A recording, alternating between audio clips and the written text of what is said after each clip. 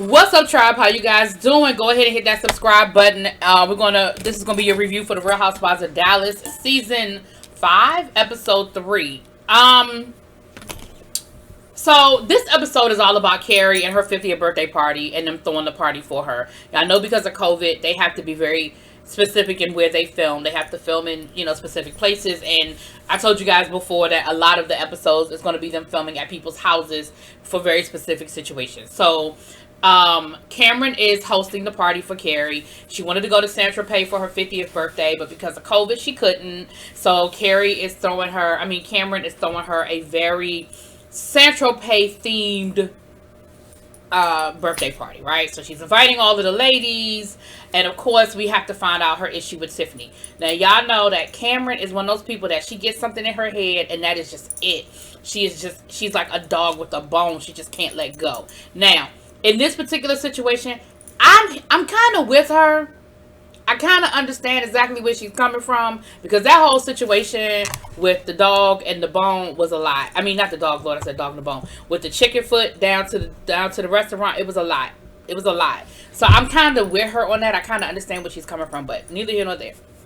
So, so she invited all of the ladies, but of course she had to, let us know that she had an issue with Tiffany, and, she didn't really appreciate it. She thought it was very rude. Tiffany doesn't know how to throw a party. She's going to show Tiffany how to throw a party because her parties are the best parties, right? So then we see Miss Stephanie. You know what I love about Stephanie? Even though Stephanie gets there are times when she irritates me too, but for the most part Stephanie really doesn't irritate me very much. And what I love about Stephanie is that every year we see growth from her. She evolves, she opens up. She started off that first season, she was very much Brandy's sidekick. I'm just gonna be real about it. And then we saw her opening up about her depression and things that she went through as a child. And then we saw her opening up about her issues with her husband and how he treats her, and wanting to be respected as a woman and as a wife. And I just love it. I just love that. I feel like every year we're getting some growth out of Cameron. Out of Stephanie. See, I'm messing up names now. Out of Stephanie. So we find out that Stephanie has started a charitable organization that basically gives facelifts to schools, locker rooms that probably are dilapidated or outdated or whatever. And I guess that's what her husband does, but he does it, he gets paid to do it. Like, he does it for like actual sports teams and stuff like that. And so what I found out, what I did not know, is that before Stephanie became a full-time mom, she actually worked in social services and she ran nonprofits. And so her thing is like, I know how to run a nonprofit. Like, this isn't something I just pulled out of the air and was like, oh, I think I want to do this. She was like, I know how to run a nonprofit. I've done it. And so we see her talking to Travis, and Travis is a man's man, okay? Travis is one of those men that's like, listen, I make a lot of money. Can you just stay home and take care of the kids and don't do a whole lot of complaining and have dinner ready and be ready in the bedroom when I feel like it's time, okay? I believe that there's love there. I don't know how much respect is there, at least from what they show us. Now, what they show us and what's really going on might be two different things, but from what they show us, okay? But I like Travis. I do. I really do like Travis. So she's talking to Travis about, the things going on with the organization. And she said, they're in a good spot because they've actually been able to stay afloat during COVID. And he's still been able to keep all of his employees and make payroll and things like that. So he was like, luckily we're good. We're good. Our finances are good and everything. He was like, but this, this charity, like, what's going on with the charity? And like, he's talking about certain things, and she's like, oh, I handled that. And he was like, well, why didn't you tell me you handled it? Because I made some phone calls on your behalf, and I wouldn't have made those phone calls if I knew you had them handled. And she was like, but I know what I'm doing. Like, if I don't ask you, I need you to do this, I need you to do that. Like, no, I got it covered. So then she starts talking about she needs an office and she needs a laptop and she needs this and she needs that. And he was like, oh, Lord. Like, now you're just doing a lot. But I just love the fact that we see that Stephanie, we're seeing what her life was before, she married her husband. You know what I'm saying? So anyway. And she said that, her kids are getting older. They're in school full time. Well, when it's not COVID. And she said, when they're off to school, she's at a point now where she's kind of sitting there like, now what do I do? because her kids are at school. She's a full-time, she was a stay-at-home mom, so she was seeking for something to do, and I was like, that is so great. Like, I thought that was just really great. Anyway, so then we see Dr. Tiffany. Dr. Tiffany is going on a shopping trip for her mom. She said her parents are super quarantining. Her dad has rheumatoid arthritis, and so he is he has a pre-existing condition. He's a compromised immune system, and so her mom doesn't go out because her mom doesn't want to bring something home and infect her dad. So she was like, they are super duper quarantining. And so she's going to the Asian market to, go grocery shopping. And she got them twins with her. Those twins are funny. They are 5 and funny, okay? She got the twins with her. And she's going around the market. And she's talking about... And through this process, we found out that her mom was a super tiger mom. And she said, me and my mom were never that close growing up. My mother was one of those people that if I got 99.9 on the test, she wanted to know what the other 0.1 was. And... as a result, I basically lived my life to make sure I didn't disappoint my parents, specifically my mom. She said, and it's just no matter what I do, it's just not good enough. And we saw a couple of examples of it. She was doing this grocery shopping, and she was calling her mother to ask her, well, do you want this? Do you want that? And she was like, no, I don't want that. No, I don't want that. No, I don't want this. She said she bought her mom a brand new Porsche truck. And the first thing out of her mother's mouth was, but it's not a turbo. Like, you know what I mean? And so, but what she said, so I've become a tiger mom because that's what I was raised by, a tiger mom. But what she did say, and which I could appreciate, was that she said she's a much better grandmother than she was a mother. Like, she's really, really good with my kids. And they love her. She loves them. They have a great relationship. But, the one thing that she kept saying throughout this episode was she really wants to learn how to have fun. And, a lot of times people say, why do people do these shows? Why do people do reality? Why do they make this decision? Especially when they're already at a certain point in life. And I think she truly came on this show.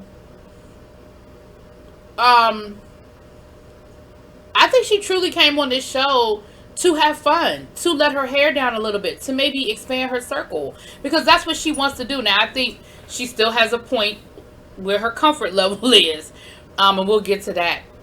Now, Brandy crazy ass went on a trip to Florida, and of course, everybody is like, girl, did you bring back the COVID? Florida is a hot spot, and why are you traveling?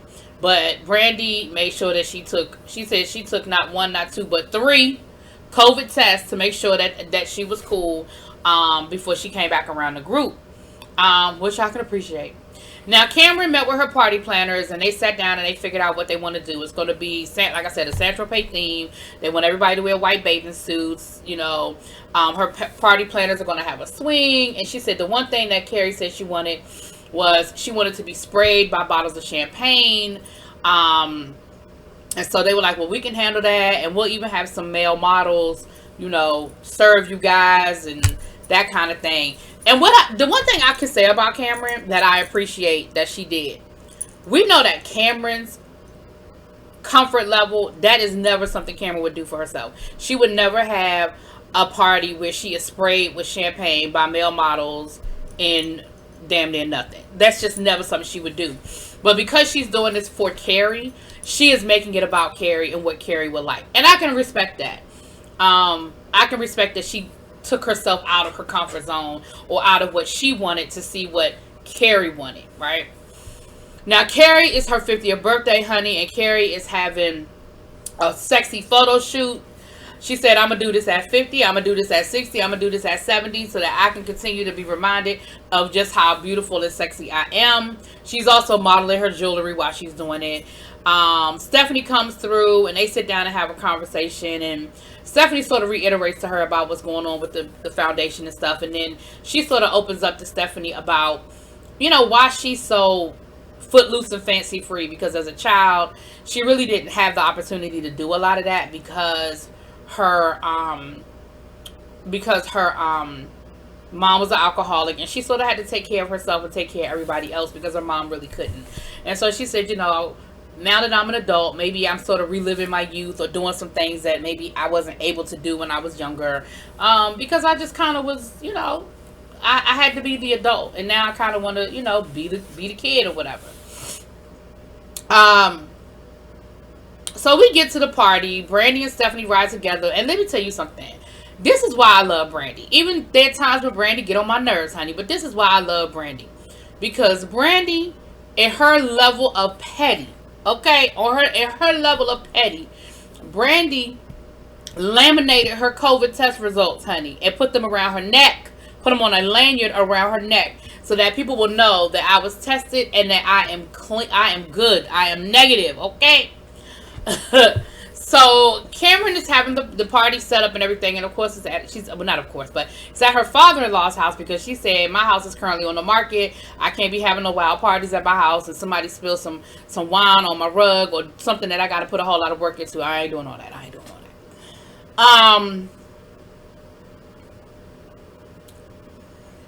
So Cameron is talking to her friend. What's the girl named Jen, her little friend, and she's telling her how uncomfortable she was with what Tiffany did at the restaurant. Now her friend was like, oh yeah, we had a good time, it was great. And she was like, no it wasn't great. She was trying to make me eat that chicken foot and I wasn't comfortable eating the chicken foot, and why was she making me eat the chicken foot, and that was rude, and she's this and she's that. And her friend was like, well, you gonna talk to her about it? She was like, yeah, I think I should. Yeah, I think I will. I think I'm gonna talk to him about it. Her about it. So I was like, Lord, here we go, making mountains out of molehills. Okay, all right, Cameron, okay. So everybody shows up for the party and everybody has on white or white adjacent, okay? Brandy kept a mask on the whole time. Thank you, Brandy. Even though she kept forgetting she had a mask on and was trying to drink through the mask and eat through the mask. But baby, it's Brandy, child. It's Brandy. They were drinking tequila shots and you know, all kinds of stuff, and they were actually really having a good time. They sat down to eat, and Cameron took this as her opportunity to remind everybody that she doesn't have a chicken foot on the menu and she's not trying to make anybody eat chicken feet. And Tiffany was like, what? Do what? She said, girl, it is a delicacy in my country. And she was like, no, what? It's disgusting. It was disgusting. And she was like, so you have just insulted my whole culture. No, I didn't. That is not all about your culture. Do you realize what you just said? What you just said, that was disrespectful to your culture. Your whole culture is not chicken feet. Your whole culture is not about chicken feet. And I was just like, but what she's trying to tell you is that it's a big part of her culture, and for you to call it disgusting. See, here's the thing. I probably wouldn't have ate that chicken foot either. Okay? And Tiffany, you were being real pushy. Now, no, you did not shove it down her throat, but you were. You were being very pushy about making her eat that chicken foot. Okay? But Cameron, you were doing the most in this moment now. Now you went from the victim to the bully. Now you're going to tell the woman that she wrong for talking about what her culture is. You can't tell that woman what's her culture. You can't tell her, that woman, that. If she's telling you that this is traditional and this is a part of my culture, she was born there. She ain't come to the United States till she was 9. She know what the hell her culture is. And for you to sit there and go try to tell her that it's not her culture and how offensive that was for her to say that, girl, all you had to say was, I felt put on the spot. I felt like you had to kind of put me on the spot a little bit. And I didn't really appreciate it, okay?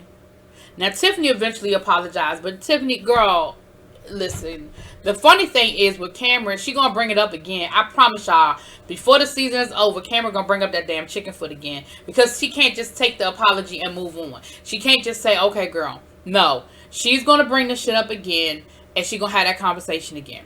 But either way, the party goes on, the ladies have a good time, and of course they get drunk. Carrie gets sprayed by her bottles of champagne.